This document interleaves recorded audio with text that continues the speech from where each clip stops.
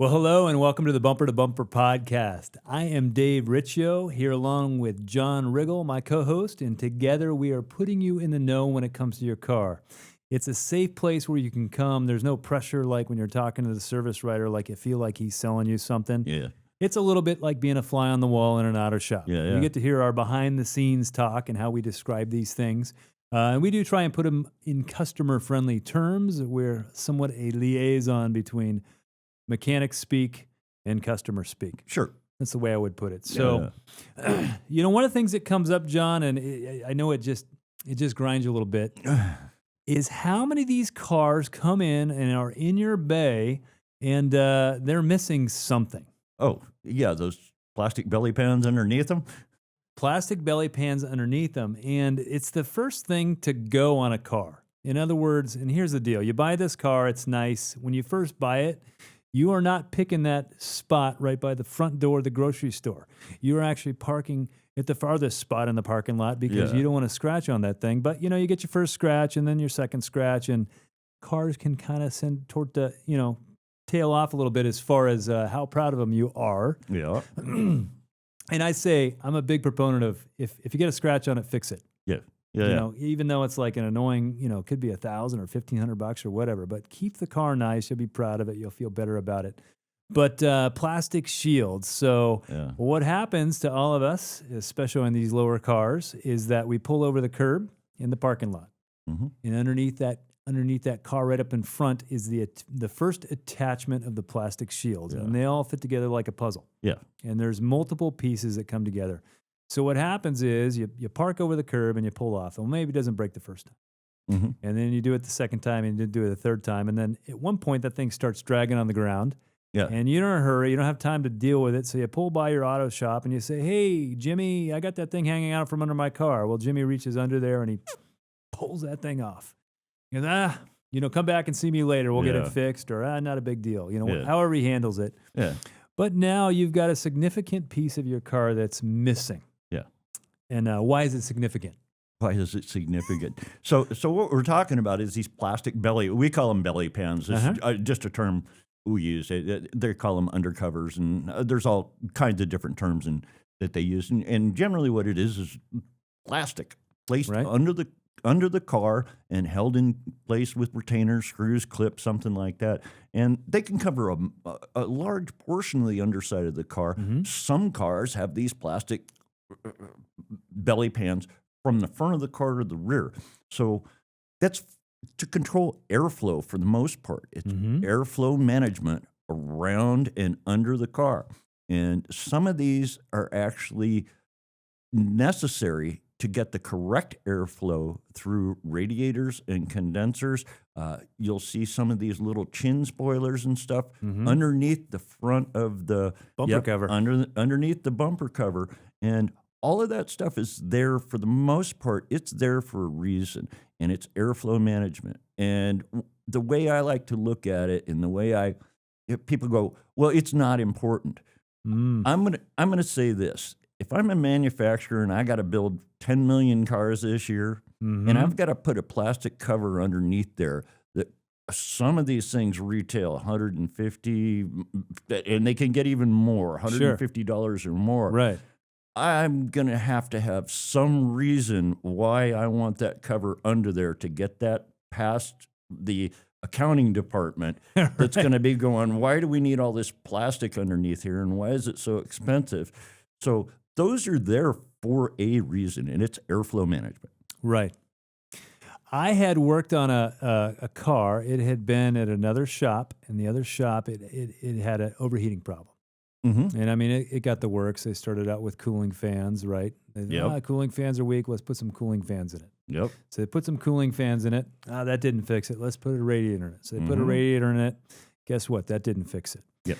And then the guy says, I think we just got a multi-layered head gasket leak. So they put a head gasket on it. Well, when it was done, it's still overheated. So then it wound up at our shop. And so we looked at it. We're like, well, I'm sure these guys were competent, but they've done all these things. They've done all the easy stuff, but let's take a look at this car. And so we're all standing underneath it, and right there under the front, so you got the bumper cover. That's the plastic shield that actually covers the bumper that you Yep. saw in the old days. And it had all these empty little spots where bolts would go. Mm-hmm. Well, call up the manufacturer, get a little diagram, and sure enough, you called it a chin Spoiler. spoiler. Yeah, yeah. Well, what happened is somewhere along the line, somebody took off that chin spoil, but what that chin spoiler did was force the air up through the grill. Yeah. And this car didn't grossly overheat, it just ran hot, Yeah. which affected the air condition and all the other things. Mm-hmm. So, we picked up that $45 piece of plastic and 6 screws to hold it on, and overheat was fixed.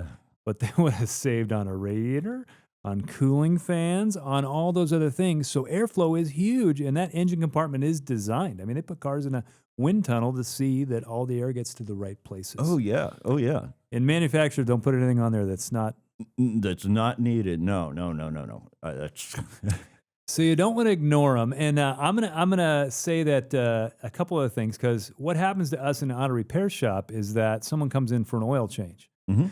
Well, they've been pulling over the curb for the life of the car, and so all those little mounting spots are goofed up, and people have zip tied them in the past and kind of made them, But I have to take that thing off to inspect the bottom of the engine or to change the engine oil. Yeah. So to take it off, it's kind of in the way. Well, some shops don't put them back on. Yeah. Well, they don't want to call the customer and say, hey, I know you're here for a quickie oil change, but you need $350 worth of plastic under your car. And they go, Yeah. so they don't do it. Yeah.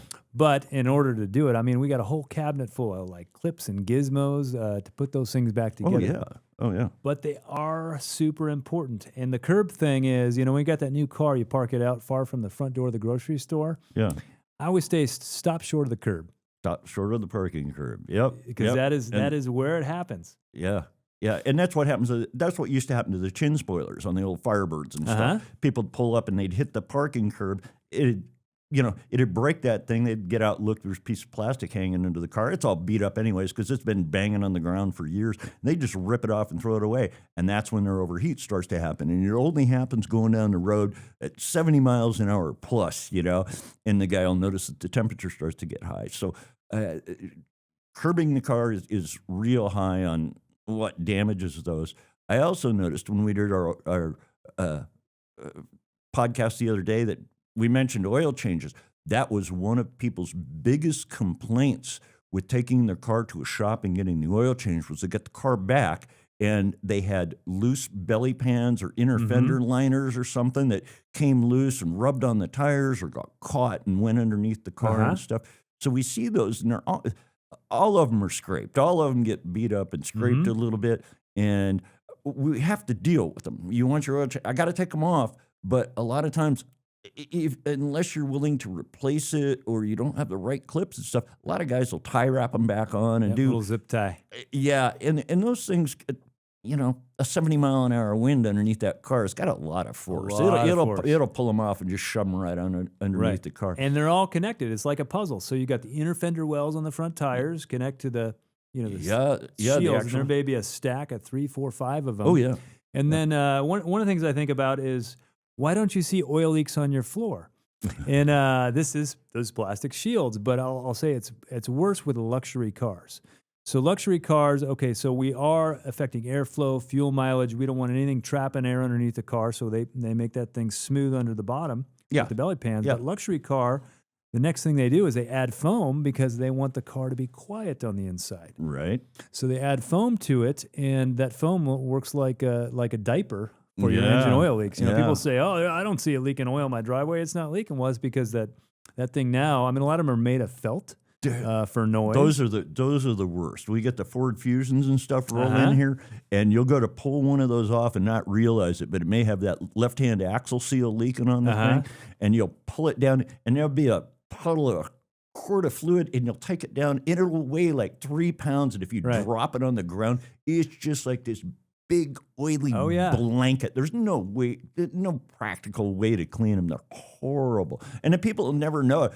They'll be driving. I've seen them with just massive leaks, and the people are like, "No, I never saw it drip on the floor." You're right, you didn't. It got all caught in the diaper there. We did an Audi. We did a transmission on an Audi not too long ago, and the first thing you do, because you're the diagnostic guy, we're going to work on the car, is you pull them off. Yeah. So you can check fluid levels, so you can look around, stuff like that. You set them off to the side, and they do some work on it, and then it comes back. They come and ask you, "Hey, I need the shields. I got to put them back up." Yeah. So you'll tell me, "Man, these ones are made of felt, and they are just like literally garbage. I can't even imagine hanging them back on the car." Yeah. And that happens, and so I got to call the people, and that Audi, those things were expensive. Yeah. And the guy's like, "I don't know, I don't want to pay that for all that, And so I did. I found him some aftermarket ones, which I'm not a huge fan of, but I'm like, Yeah. you need something under there. Yeah. And so that's what we ended up Well, doing for him, but they're expensive. And there's other aspects to it too. In snow country, some of those are designed to prevent snow from getting up and getting into drive belts and stuff. Those inner fender shields, and there'll be some belly pans that all interconnect, but they will block some areas where we don't want snow and road debris getting up in and getting into serpentine belts and walking belts off and stuff. So there's some practical reasons even rainwater. why that when stuff is there. You hit a big puddle in the road, you don't want to soak the belts. Yeah. You don't want to soak the wiring. It keeps stuff dry in the engine compartment. Some things are not. They do their best to make them weherproof, but some things are not designed to get wet. Yeah. So not something you can ignore, but I think it is a frustration. So don't ignore them. And if someone pulls them off, to do you a favor so you can get to work without something dragging on the road, I get it, but go get it fixed. Yeah. To have it missing for a minute, and then stop short of the curb. You're going to save yourself some money because it's annoying when you got to buy those things.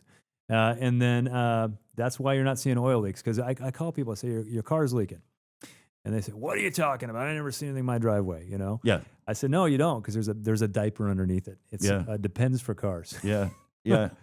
So anyway, thanks for joining us here on the Bumper to Bumper podcast. We'll see you next time. Well, hello, I'm Dave Riccio, your host of the Bumper to Bumper podcast, and I would like to thank you for tuning in. If you want one of your car questions to be answered on our podcast, tap the link in the description for a chance to have your question featured. And while you are there, we would love for you to like and subscribe to see more Bumper to Bumper podcasts in the future.